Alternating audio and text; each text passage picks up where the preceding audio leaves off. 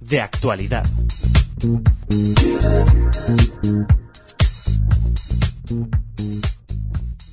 Es un placer recibir en Radio Sefarad a Marta González Isidoro. Bienvenida, Marta. Hola, buenas tardes. Un placer para mí estar con vosotros.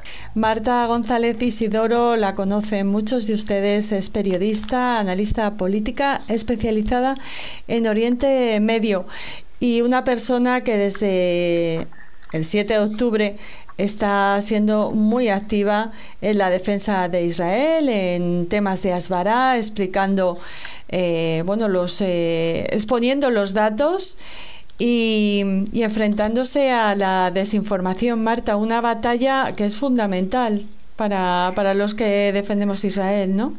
Pues mira, es una batalla fundamental porque este conflicto, además de las trazas y de las patas políticas y geopolíticas que tiene una pata fundamental que es la ideológica, y en la ideológica está la desinformación y la manipulación de los datos. Es impresionante lo que hemos visto a partir del 7 de octubre, que no es nuevo para los que conocemos y trabajamos el tema de Oriente Medio y sobre todo tenemos la fijación puesta en Israel, pero que ha saltado como cuando quitas la costra a una herida que no está curada del todo y supura toda la pus que todavía tiene debajo. Y es que este antisemitismo disfrazado de antisionismo que vemos desatado, absolutamente desatado desde el 7 de octubre, lo que nos daría, nos da que pensar hacia el mundo al que vamos, no solamente en la confrontación geopolítica, sino también en lo que nos afecta a nuestras propias vidas y a la libertad y a la democracia en el seno de nuestros propios países. ¿Cuáles crees que son las principales amenazas? Hablamos de países, hablamos de actitudes, hablamos de organizaciones que tenemos que enfrentar en esa batalla. Un poco de todo, porque estamos en un mundo donde la multipolaridad en la forma de entender los aspectos que tienen que ver con la geopolítica y con las relaciones entre países se están moviendo como fallas tectónicas. Y por debajo hay organizaciones no gubernamentales, hay organizaciones políticas que apoyan a esos movimientos o países, bloques, mejor dicho, bloques de países que tienen una actitud que está en clara confrontación en este momento con lo que hemos conocido como el Occidente democrático, que es por decirlo de una manera muy sencilla para entendernos. Después de la Segunda Guerra Mundial se estableció un orden político que se basó hasta el final de los años 80, principios de los años 90, en la Guerra Fría, en la confrontación política, económica e ideológica entre los dos bloques. Y el mundo se repartió entre esos dos bloques, la confrontación dirigida entre terceros. A partir de los años 90 hay unos años en los que parece que el liberalismo y el mundo democrático triunfan, y a partir de los años 2000 se empieza a ver cómo surge el llamado tercer mundo de la época de la Guerra Fría, pues ahora se conoce como sur global, y en ese sur global, que es un actor geopolítico que todavía no es un actor político, pues se está viendo cómo se están enfrentando o se están posicionando países, ideologías, sensibilidades frente a lo que conocemos como el mundo liberal y democrático. Y la guerra de Gaza, o lo que está, o las guerras híbridas asimétricas que está viviendo Israel en el norte, en Judea y Samaria, en Gaza, también contra Irán y los proxies, etcétera, no deja de ser una falla tectónica junto con Ucrania, la guerra de Ucrania, de esa guerra global que está enfrentando a esos dos polos que enfrentan a países, a sensibilidades, a organizaciones, a ideologías y que es híbrido, está en todas partes en el mundo y es transversal a todos los países. Hablamos de guerra y pensamos en lo militar. Marta, tú tienes conocimientos profundos del estamento militar a nivel internacional. Te tengo que preguntar por la FINUL. Bueno, es que la fuerza de FINUL ha resultado ser una fuerza completamente inoperativa a la hora de establecer el mandato o de poner en práctica el mandato de Naciones Unidas de 2006, que es establecer una zona de colchón y de interposición para evitar que Hezbollah atacara a las poblaciones de Israel, del norte de Israel, y que además se desmilitarizara, se convirtiera en un actor político en el marco de todo el lío político que hay en Líbano, se convirtiera en un actor más, pero completamente desmilitarizado, y que toda esa zona la patrullara el ejército libanés. Y eso no solamente no lo ha cumplido, sino que además se ha visto que en muchos de los contingentes o muchos de los patrones de conducta de los militares asociados a FINUL pues han sido claramente favorables a Hezbollah. Se ha visto, pues no sé si ha sido ayer o antes de ayer, un enfrentamiento directo, el último que ha habido entre las fuerzas de Israel, las fuerzas de defensa israelíes y Hezbollah, cuando en medio de un fuego cruzado ha llegado un camión de agua de Naciones Unidas, de FINUL, con la excusa de darles suministro de agua a los soldados israelíes. Es decir, vamos a ver, hay una clara intención ahí de posicionarse a favor de Hezbollah y de evitar en todos los casos que Israel limpie esa zona. Así que yo creo que al final lo que se va a ver es que FINUL va a terminar desapareciendo y todo el control militar de esa zona va a pasar, como está previsto en los acuerdos de negociación que se están de paz que se están negociando en este momento, pasen a los Estados Unidos, al CENTCOM. Es que va a ser lo más eficaz. FINUL ahí mismo, aparte de que no tiene mandato, es que no tiene voluntad tampoco de acabar con la milicia de Hezbollah. Ese es el problema. Háblanos más de esos acuerdos que podemos saber en estos momentos. Bueno, son acuerdos que todavía están en el tintero, se están negociando. El negociador norteamericano Holstein está ahí, está en la zona.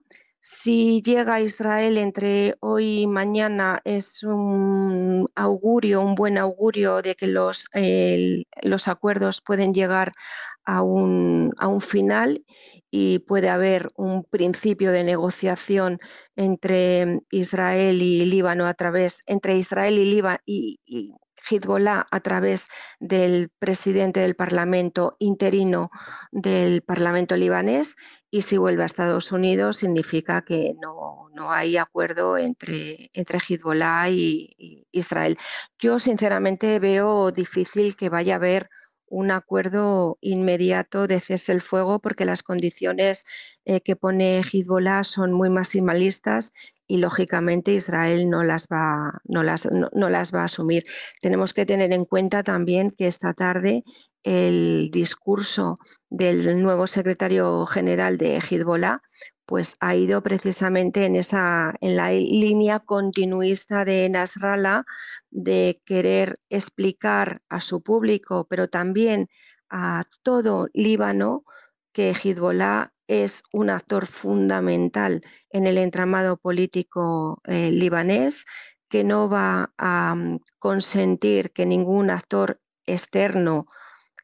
Cuando ellos hablan de actor externo no se refieren ni a Siria ni a Irán, se refieren a Israel y a Estados Unidos, negocie en nombre del Líbano, ni negocie en nombre de Israel, de Hezbollah, y tampoco van a asumir que Israel tenga la potestad, que es lo que piden los acuerdos, tenga la potestad de tener un colchón de seguridad mucho más fiable que el que se estableció en 2006 y tenga la potestad del ejército, de que el ejército israelí, las fuerzas de defensa, puedan entrar cada vez que hay una violación del cese el fuego por parte de Hezbollah. De hecho, lo que está haciendo Israel en este momento es intentar, por la vía de la fuerza, es decir, por la vía militar, establecer un colchón de seguridad permanente que llegue hasta el norte del río Litani, para que cuando se firmen las negociaciones ya haya algo físico sobre el que establecer un acuerdo de paz permanente y un colchón de seguridad para que la siguiente fuerza, ya sea el CETCOM, sea el ejército libanés con control extranjera, es decir, norteamericana, israelí y posiblemente la Unión Europea, verifiquen que hay una zona desmilitarizada en el norte del Líbano, pero por otro lado que Israel pueda entrar en esa zona cada vez que Hezbollah incumpla los acuerdos. Va a ser difícil que Hezbollah se desarme al 100%, y yo creo que Israel lo que va a pretender de aquí a que entre la nueva administración norteamericana es sentar las bases para que ese colchón de seguridad hasta el río Litani esté lo más limpio posible de Hezbollah en esa zona, y que a partir del 20 de octubre Hezbollah, si se convierte en un actor dentro del grupo del ejecutivo, del futuro ejecutivo libanés, pueda ser un actor político desmilitarizado con zonas bajo su control, porque eso va a ser muy complicado eliminarlas en la zona de la Bekaa, pero ya como grupos asimétricos y grupos terroristas que Israel va a poder neutralizar fácilmente, o por lo menos más fácilmente que ahora. Más fácilmente que ahora. Marta, son muchos temas, son lamentablemente muchos escenarios. Nos quedamos casi sin tiempo, pero queríamos conocer tu opinión acerca. Hablabas de estas negociaciones, lo que tiene que ver con el Líbano y la guerra contra los terroristas de Hezbollah, pero ¿qué futuro ves en las negociaciones para la liberación de los rehenes apresados por Hamas? Dicen, Marta, que hay 50 personas solo vivas de los 101. No sé si tú tienes más información. Mira, es un tema muy sensible y a mí particularmente me duele mucho hablar de este tema, porque tengo que dejar a un lado lo que yo siento, lo que vivo a diario, los amigos que tengo que han perdido familiares, los amigos que tengo que tienen familiares secuestrados o asesinados entre los secuestrados, y por otro lado intentar hacer análisis lo más asépticos y fríos posibles. Voy a intentar dejar mi corazón a un lado y hablar fríamente de lo que creo. En Gaza, a diferencia del Líbano, porque el Líbano tiene una situación más difícil que Gaza en el sentido de apaciguar el territorio con más dificultad, porque Hezbollah es un actor muchísimo más fuerte militarmente que Hamas, pero el Líbano es mucho más fácil, a pesar de la dificultad, de pacificar, porque Israel no tiene el inconveniente en Líbano que sí tiene en Gaza, que es la presión de los secuestrados, de ciudadanos israelíes que están secuestrados en manos de una organización terrorista. Aquí en Gaza tiene ese inconveniente. Por lo tanto, desde el punto de vista militar, es cierto que ha conseguido el objetivo político de descabezar a la organización y de evitar que en el futuro cercano Hamás pueda formar parte del control político de la Franja de Gaza, no del todo, porque todavía conserva el control y la gestión de la ayuda humanitaria, por lo tanto, es difícil no acabar con el control de Hamás mientras siga teniendo el control de la ayuda, de la gestión de la ayuda humanitaria. Y eso lo ligo directamente con el destino de los rehenes, de los secuestrados. Por un lado, Hamás ahora mismo, que está descabezado política y militarmente hablando, no tiene todo el control de todos los secuestrados, porque desde un principio Hamás derivó parte de los secuestrados y los vendió o los cedió o no sé lo que hizo, pero los cedió a otras organizaciones terroristas de la Franja. Por lo tanto, no se sabe todavía cuántos de esos rehenes que todavía siguen vivos están en manos de Hamás, porque puede haber rehenes vivos que están en manos de otras organizaciones como la Yihad Islámica y otros grupos más. Por lo tanto, es complicado cuando no hay un interlocutor directo con el que negociar, saber si te los van a entregar o no.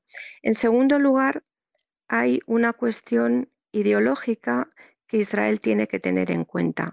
El objetivo militar se ha cumplido o se puede cumplir, el objetivo militar y el objetivo político, pero el objetivo de recuperar con vida a los rehenes es mucho más difícil, porque los rehenes son una garantía de seguridad para los líderes de Hamás y para los líderes de la Yihad Islámica que todavía los mantienen con vida.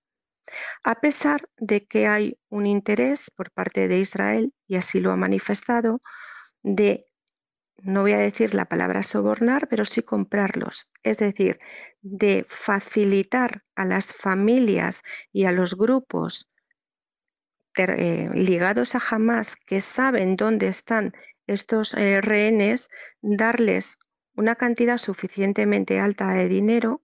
Estamos hablando de 5 millones de dólares por rehén, es una cantidad muy grande, con la garantía además de que salgan de la franja y puedan tener una vida en paz y en desarrollo y en libertad en el país que elijan, porque Israel les da esas garantías.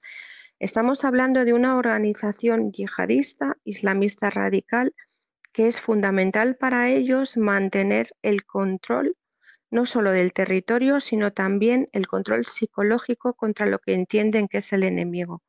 Y los rehenes son una garantía de vida para ellos. Por lo tanto, yo sinceramente creo que va a ser muy complicado, salvo que se den las condiciones militares como se dieron en abril para que una operación militar pueda encontrar con vida a alguno de los rehenes que todavía están en manos de Hamás o de otras organizaciones, como fue la operación que salvó a Naama Argamani y a Noa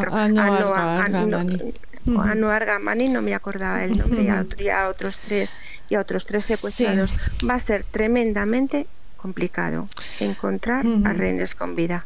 Madre mía, Marta, pues nos quedamos con esa frase, aunque no es la que nos gustaría oír desde luego, ni a ti pronunciar. No es la que me gustaría. Pero es la verdad. Y quiero decir en público, en abierto, que ojalá me equivoque y ojalá alguien me tenga que decir te has equivocado, porque estaré feliz de equivocarme.